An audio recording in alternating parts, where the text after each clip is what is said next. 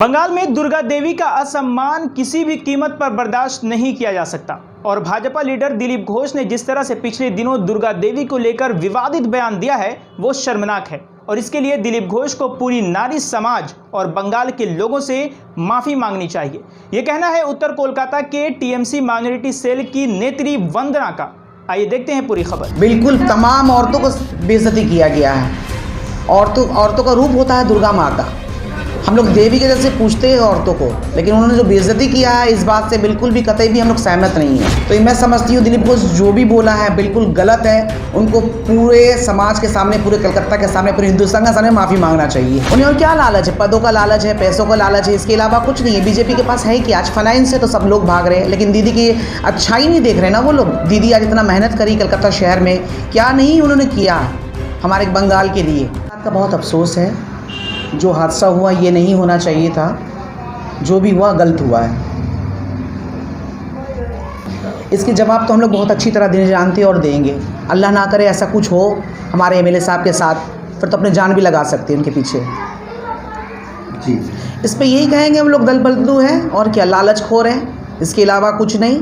हम तो दीदी के साथ कल भी थे, आज भी है, आगे भी रहेंगे। माँ माटी मानुष हमारे आगे, उनके लिए हम जीते हैं, उनके लिए मरते हैं, उनके लिए हम आगे भी रहेंगे इंशाल्लाह। किस तरीके का लालच है उन्हें? और क्या लालच है? पदों का लालच है, पैसों का लालच है, इसके अलावा कुछ नहीं है। बीजेपी के पास है कि आज फाइनेंस से तो सब लोग भाग रहे हैं, लेकिन दीदी की अच्छाई नहीं देख रहे ना वो लोग। दीदी आज इतना मेहनत करी कलकत्ता शहर में, क्या नहीं उन्होंने किया हमारे बंगाल के लिए।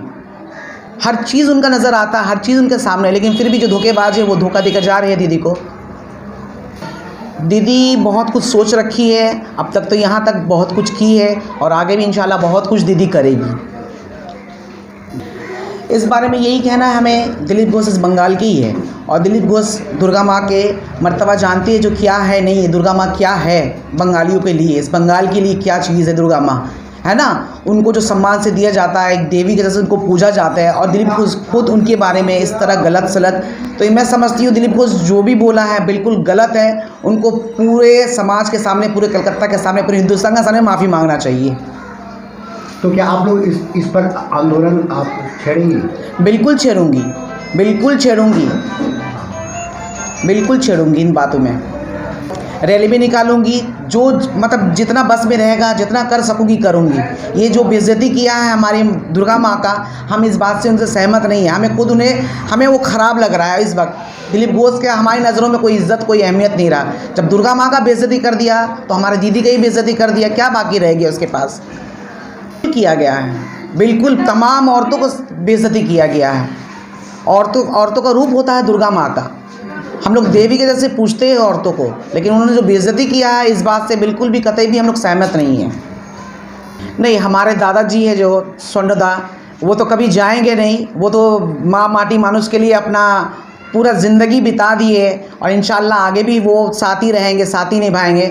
और रहा जो एमएलए इधर उधर हो रहे हैं, तो आप समझ सकते हैं उनका वज़न कितना है। वो तो दल बदलू होते हैं, लेकिन हमारे दादा वैसे नहीं हैं। हमारे दादा जिंदाबाद है।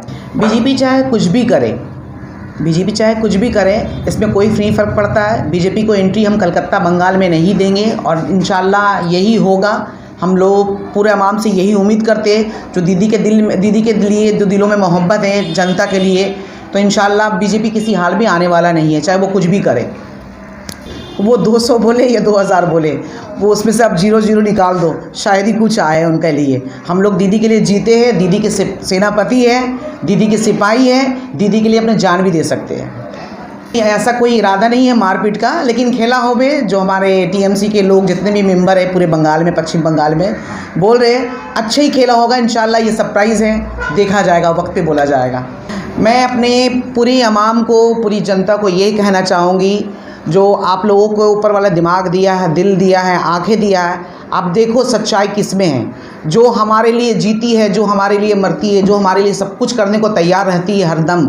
आज पूरे बंगाल को 10-15 साल में इतना दीदी बदल दी, तो अवाम बेहतर जानती है उनके दिल में कितनी मोहब्बत है। तो हम यही अवाम को कहेंगे, आगे भी हम दीदी को चाहते हैं, दीदी आए और दीदी और रहे हमारे साथ, और दीदी के संग हम पूरे साथ साथ चले। उन्होंने तो काफ़ी सोच रखा है इंशाल्लाह, पर 200 से प्लस ही रहेगा, ये 200 प्लस ही रहेगा इंशाल्लाह, चाहे कोई कुछ भी कहता हो।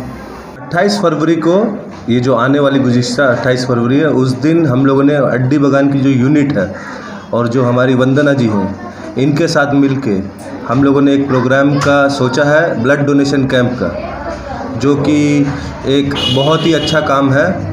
लोगों को ज़रूरत पड़ती रहती है, गरीब लोगों को ज़्यादा ज़रूरत पड़ती है ब्लड की, तो लोग इधर उधर दौड़ते हैं, भागते हैं। उसी को हम लोगों ने मद्देनज़र में रखते हुए एक प्रोग्राम सोचा कि कोई अच्छा काम करना चाहिए। जैसे हमारी दीदी दिन ब दिन एक से एक काम करती हुई जा रही है, उन्हीं की इस दौड़ में हम लोगों ने शामिल होने की कोशिश की है कि हम लोग भी आगे बढ़ करें। तो 28 फरवरी को हम लोगों ने ब्लड डोनेशन कैंप का एक सोचा है, जो वंदना जी के साथ मिल के, हमारे शेख शाहनवाज भाई हैं, उनके साथ मिलके, और हम लोग जितने अड्डी बगान की यूनिट है, हमारे जो विधायक हैं श्री स्वर्ण कमल साहब, उनके गाइडेंस में उनसे सब बातचीत करके किस हिसाब से करना है, हम लोग इस चीज़ को 28 फरवरी को करने जा रहे हैं, अंजाम देने जा रहे हैं।